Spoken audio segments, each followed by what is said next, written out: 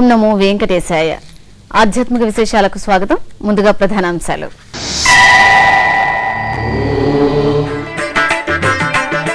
వైకుంఠ ఏకాదశి ద్వాదశి రోజుల్లో సంతృప్తికరంగా శ్రీవారి దర్శనం. తిరుమలలో ఉత్తర ద్వార దర్శనంతో భక్తుల ఆనంద పరవశం.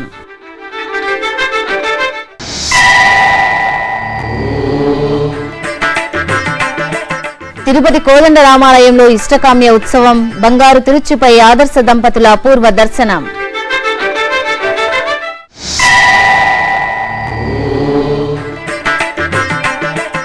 తెప్పలపై విహరించిన సుబ్రహ్మణ్య స్వామి. తిరుపతి కపిలతీర్థంలో ఘనంగా తెప్పోత్సవాలు. తిరుమలలో భక్తుల రద్దీ సాధారణంగా ఉంది. ఇప్పటి వరకు అందిన సమాచారం మేరకు శ్రీవారి దర్శనం వివరాలు, వసతి గదుల సమాచారం, వాతావరణ విశేషాలు ఇలా ఉన్నాయి. ఇప్పటిదాకా 18,000 మంది భక్తులు శ్రీవారి దర్శనం చేసుకున్నారు. 14 కంపార్ట్మెంట్లలో భక్తులు శ్రీవారి దర్శనం కోసం వేచి ఉన్నారు. సర్వదర్శనానికి 6 గంటల సమయం పడుతోంది. నడకదారి భక్తులకు 3 గంటల సమయం పడుతోంది. ప్రత్యేక ప్రవేశ దర్శనం కొనసాగుతోంది. తిరుమలలో 147 గదులు ఖాళీగా ఉన్నాయి. అలిపిరి, శ్రీవారి మెట్టు నడక మార్గాలలో భక్తుల రాకపోకలు యథావిధిగా సాగుతున్నాయి. తిరుమలలో వాతావరణం సాధారణంగా ఉంది. తిరుమలకు వచ్చిన భక్తులందరికీ వైకుంఠ ఏకాదశి నాడు ఉత్తర ద్వార దర్శనం కల్పించడంలో చరిత్ర సృష్టించిన టీటీడీ వైకుంఠ ద్వాదశి నాడు అదే పంథా కొనసాగించింది. వచ్చిన భక్తులకు వచ్చినట్టుగా శ్రీవారి దర్శన భాగ్యం కల్పించింది. వైకుంఠ ఏకాదశి నాడు వచ్చిన భక్తులందరికీ దర్శన భాగ్యం కల్పించిన టీటీడీ వైకుంఠ ద్వాదశి నాడు అదే స్థాయిలో శ్రీవారి దర్శన భాగ్యం కల్పించింది. దీంతో భక్తులు సులభంగా శ్రీవారిని దర్శించుకున్నారు. వైకుంఠ ఏకాదశి ద్వాదశి సందర్భంగా సామాన్య భక్తులకు టీటీడీ సులభతర దర్శనం ఏర్పాటు చేసిందని టీటీడీ ధర్మకర్తల మండలి అధ్యక్షులు డాక్టర్ చదలవాడ కృష్ణమూర్తి తెలిపారు. మంగళవారం తిరుపతి పద్మావతి అతిథి గృహంలో ఏర్పాటు చేసిన విలేకరుల సమావేశంలో ఆయన మాట్లాడారు. క్యూలైన్లో భక్తులకు ఎటువంటి ఇబ్బంది లేకుండా అధికారులు చక్కని చర్యలు చేపట్టినట్లు తెలిపారు. ఒకే ఒక నిర్ణయం తీసుకోవడం జరిగింది. ఈవో గారు కానీ నేను కానీ ఏ పరిస్థితుల్లో 3 గంటలకి సామాన్య భక్తులు జనరల్ పబ్లిక్ వచ్చేయాలి లోపలికి, అది ప్రభుత్వం ఆలోచన. అదిగాక ఇప్పుడు ఈ 3 టైర్ సిస్టంలో వెళ్తున్నటువంటి భక్తులు ఎవ్వరు కూడా అందిస్తున్నటువంటి సేవలు కానీ జరుగుతున్నటువంటి కార్యక్రమాలు కానీ వాళ్ళ క్యూ లైన్లో ఉన్నప్పుడు ఏ పరిస్థితుల్లో వాళ్ళకి మినిట్ టు మినిట్ ఏమేమి అవసరం ఉందో అన్ని ఆహార పదార్థాలు, మజ్జిగ కానీ, పాలు కానీ, కాఫీ కానీ, టీ కానీ, టిఫిన్ కానీ, భోజన సదుపాయాలు కానీ, ప్రసాదాలను అందించడం కానీ నాన్ స్టాప్గా జరిపిస్తున్నారు మా టీటీడీ వాళ్ళు. అన్నదానంలో ఈరోజు భారతదేశంలో వీఆర్ గిన్నెస్ రికార్డ్. రోజుకి ప్రసాదాలు అయితేమి, అన్నప్రసాదం అయితేమి 150,000 నుంచి 2 లక్షల మందికి అందించేటటువంటి సామర్థ్యం తిరుమల తిరుపతి దేవస్థానానికి అనుభవంతో వచ్చింది. అదేవిధంగా లడ్డు ప్రసాదాలు 4 లక్షల లడ్లని 4 నుంచి 4,50,000 దాకా తయారు చేసేటటువంటి శక్తి తిరుమల తిరుపతి దేవస్థానానికి ఉందన్నటువంటి మాటని మీ ద్వారా భక్తకోటికి నేను హృదయపూర్వకంగా మనవి చేస్తున్నా. తిరుమల శ్రీ వెంకటేశ్వర స్వామి వారిని హిమాచల్ ప్రదేశ్ ముఖ్యమంత్రి శ్రీ వీరభద్ర సింగ్ బుధవారం ఉదయం కుటుంబ సమేతంగా దర్శించుకున్నారు. శ్రీవారి ఆలయం వద్దకు చేరుకున్న వీరికి టీటీడీ అధికారులు స్వాగతం పలికి దర్శన ఏర్పాటు చేశారు.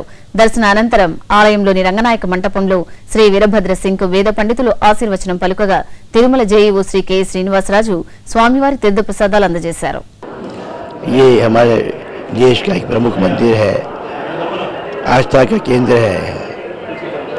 श्रद्धा का केंद्र है और मुझे उम्मीद है कि लाखों लोग जो यहाँ दर्शन करने आते हैं, मुझे पूरा यकीन है कि वो यहाँ से हर प्रकार की मानसिक और शारीरिक तृप्ति पाके जाते हैं. తిరుమల శ్రీవారి ఆలయంలో అధ్యయనోత్సవాలు ఘనంగా జరుగుతున్నాయి. ఇక వైకుంఠ ఏకాదశి నాడు ప్రారంభమైన రాపతోత్సవాలలో భాగంగా మంగళవారం రాత్రి శ్రీవారి ఆలయంలోని రంగనాయక మంటపంలో శ్రీదేవి భూదేవి సమేత శ్రీ మలయప్ప స్వామివారిని పెదశేష వాహనంపై కొలువు తీర్చారు. అనంతరం వేద పారాయణం, దివ్య ప్రబంధ పారాయణం జరిపారు. ఈ కార్యక్రమం శ్రీ సెట్టగోప రామానుజ పెరిగేజియర్ స్వామివారి ఆధ్వర్యంలో జరిగింది. తిరుపతి పుణ్యక్షేత్రంలోని శ్రీ కోదండరామస్వామి ఆలయంలో బుధవారం భక్తులు ఇష్టకామ్య ఉత్సవాన్ని ఘనంగా నిర్వహించారు. తల్లిదండ్రులు, గురువులు, రాజు, యజమానికి శాశ్వత పుణ్యం కలగాలని సంకల్పించి వారి పేర గ్రామాలు, భూములను, ధనాన్ని దేవాలయ భాండాగారానికి చెల్లించి నిర్వహించే ఉత్సవాన్ని ఇష్టకామ్య ఉత్సవంగా పేర్కొంటారు. ఈ ఉత్సవంలో భాగంగా సీతా లక్ష్మణ సమేత శ్రీ కోదండరామస్వామి బంగారు తిరుచుపై కొలువుతీరి ఆలయ మాడవీధుల్లో ఊరేగుతూ పురవీధుల గుండా శ్రీ గోవిందరాజస్వామి సన్నిధి వద్ద గల గంగుంట మంటపానికి చేరుకున్నారు. అక్కడ స్వామివారికి విశేష నివేదనలు సమర్పించి ఆస్థానం జరిపారు. తిరిగి శ్రీ కోదండరామస్వామి వారి ఆలయానికి చేరుకున్నారు. తిరుపతి కపిలతీర్థంలో తెప్పోత్సవాలు అంగరంగ వైభవంగా జరుగుతున్నాయి. ఈ నెల 21 నుంచి 25 వరకు 5 రోజుల పాటు ఎంతో వేడుకగా టీటీడీ ఈ తెప్పోత్సవాలను నిర్వహించనుంది. ఉత్సవాలలో భాగంగా రెండో రోజైన మంగళవారం సుబ్రహ్మణ్య స్వామి వారు ఆళ్వార్ తీర్థంలో తెప్పపై విహరించారు. ముందుగా సర్వాంగ శోభితంగా కొలువు తీరిన శ్రీ సుబ్రహ్మణ్య స్వామిని మేళతాళాలు, మంగళ వాయిద్యాల మధ్య ఊరేగింపుగా ఆళ్వార్ తీర్థంలో తెప్పలపై వేంచేపు చేశారు. అక్కడ స్వామివారికి హారతులు సమర్పించి తెప్పోత్సవాన్ని వైభవంగా జరిపారు. భక్తులు హరి ఓం హర నామస్మరణలు చేస్తూ శ్రీ సుబ్రహ్మణ్య స్వామి వారికి కర్పూర హారతులు సమర్పించి ధన్యులయ్యారు.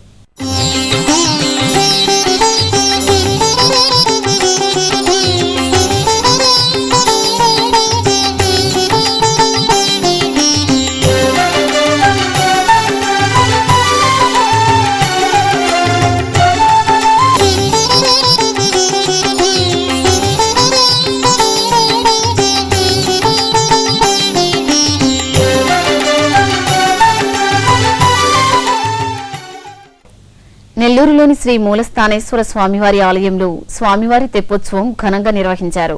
గంగాదేవి, భువనేశ్వరి దేవి సమేత శ్రీ మూలస్థానేశ్వర స్వామి, శ్రీ వినాయక స్వామివార్లను అర్చకులు శోభాయమానంగా అలంకరించి ఊరేగింపుగా పుష్కరిణి వద్దకు తీసుకొచ్చారు. అక్కడ చక్కగా తీర్చిదిద్దిన తెప్పలపై స్వామివార్లను కొలువు తీర్చి తెప్పోత్సవాన్ని నయన మనోహరంగా జరిపారు. పుష్కరిణి జలాలపై శ్రీ మూలస్థానేశ్వర స్వామివారిని దర్శించిన భక్తులు ముగ్ధులయ్యారు. కర్నూలు జిల్లా నంద్యాల పట్టణంలోని శ్రీ రామాలయంలో కుబేర పాశుపత హోమం, రామాయణ లఘు హోమాలను శాస్త్రోక్తంగా నిర్వహించారు. లోక కళ్యాణార్థం నిర్వహించిన ఈ కార్యక్రమంలో భాగంగా మూలమూర్తులకు ప్రత్యేక పూజలు జరిపి మంగళహారతులు సమర్పించారు. ఆపై భక్తుల సమక్షంలో హోమాలను నిర్వహించారు. తమిళనాడు రాష్ట్రం కాంచీపురంలోని శ్రీ వరదరాజ పెరుమాళ్ ఆలయంలో గరుడోత్సవం ఘనంగా జరిగింది. వైకుంఠ ఏకాదశి, ద్వాదశి ఉత్సవాలలో భాగంగా స్వామివారికి స్నపన తిరుమంజనం నిర్వహించిన తర్వాత సర్వాంగ శోభితంగా అలంకరించి గరుడ వాహనంపై కొలువు తీర్చారు. ఆపై స్వామివారు కర్పూర హారతులందుకుని గరుడ వాహనంపై ఆలయ 4 మాడవీధుల్లో ఊరేగుతూ భక్తులకు దర్శనమిచ్చారు. ఊరు వాడ వైకుంఠ ఏకాదశి, ద్వాదశి వేడుకలతో పులకించాయి. ఆలయాలు దైవ దర్శనార్థం తరలివచ్చిన భక్తులతో కిటకిటలాడాయి.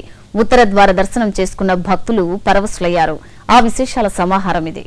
చిత్తూరు జిల్లాలోని ప్రసిద్ధ పుణ్యక్షేత్రం కాణిపాకంలో వైకుంఠ ఏకాదశి వేడుకలు వైభవంగా జరిగాయి.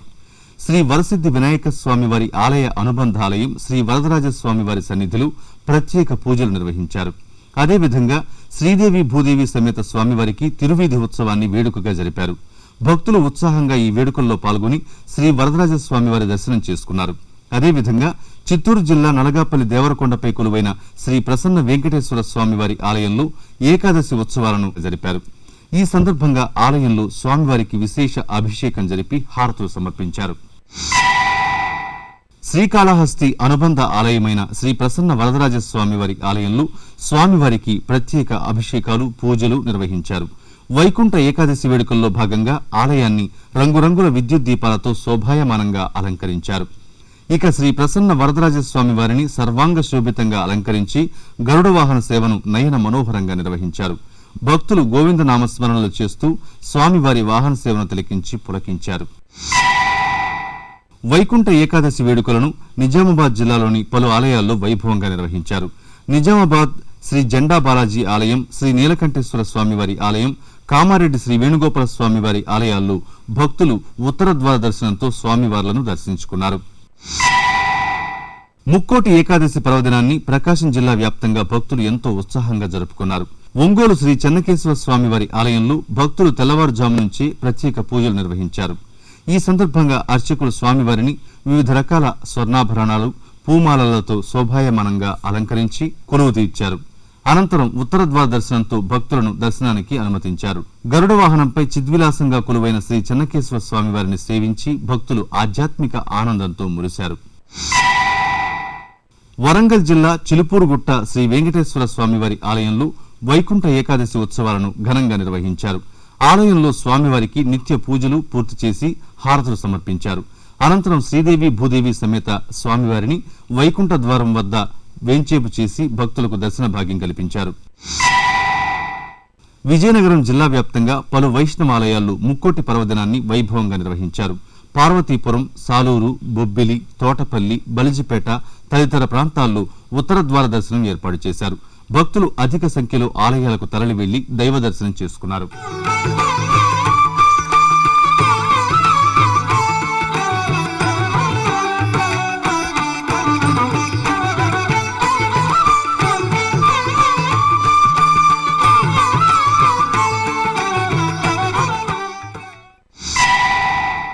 కర్ణాటక రాష్ట్రం బళ్ళారి శ్రీ వెంకటేశ్వర స్వామివారి ఆలయంలో ముక్కోటి ఏకాదశి ఉత్సవాలను ఘనంగా నిర్వహించారు.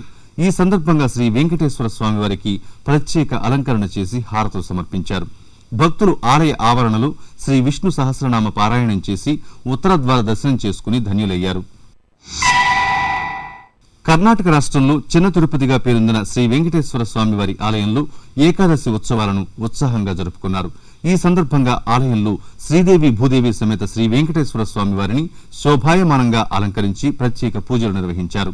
భక్తులు అధిక సంఖ్యలో ఆలయానికి తరలివచ్చి స్వామివారిని తులసి మాలలతో సేవించి పునీతులయ్యారు. అదేవిధంగా మైసూర్ జయానగర్ శ్రీనివాస ఆలయంలో వైకుంఠ ఏకాదశిని వేడుకగా నిర్వహించారు. ఈ సందర్భంగా ఆలయంలో స్వామివారికి ప్రత్యేకంగా అలంకరించారు. ఇక హౌసూర్ గోపసంద్ర శ్రీ వెంకటేశ్వర స్వామివారి ఆలయంలో ముక్కోటి ఉత్సవాలను ఘనంగా జరుపుకున్నారు. దక్షిణ తిరుపతిగా పేరుగాంచిన ఈ ఆలయంలో ఏకాదశి ఉత్సవాలను పురస్కరించుకుని ఏర్పాటు చేసిన ఉత్తర ద్వార దర్శనంతో భక్తులు స్వామివారిని సేవించి తరించారు. ధనుర్మాసం సందర్భంగా తిరుపతిలో శ్రీ వరదరాజస్వామివారి ఆలయంలో తిరుప్పావై పాసుర ప్రవచనం రమణీయంగా జరుగుతోంది. శ్రీమాన్ రాజగోపాలన్ ఈ పాసురాల వైశిష్ట్యాన్ని రసరమ్యంగా వివరిస్తున్నారు. ఉషోదయాన భక్తులు ఈ తిరుప్పావై పాసుర శ్రవణంతో ధన్యులవుతున్నారు. వివిధ ప్రాంతాల్లో జరుగుతున్న సాంస్కృతిక కార్యక్రమాల సమాహారం కళానీరాజనంలో వీక్షిద్దాం.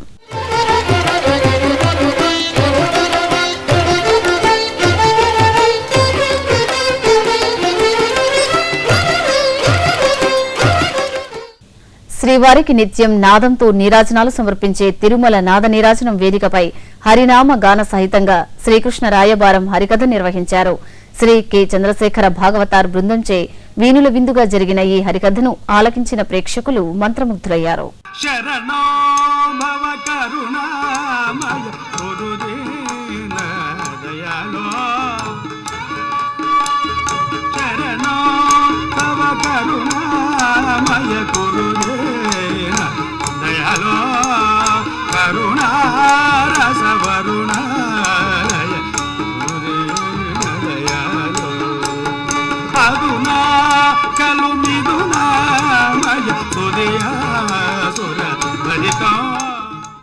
ఆధ్యాత్మిక విశేషాలు ఇంతటితో సమాప్తం. రాత్రి 10 గంటలకు ప్రసారమయ్యే ఆధ్యాత్మిక విశేషాల్లో మళ్లీ కలుద్దాం. ఓం నమో వెంకటేశాయ.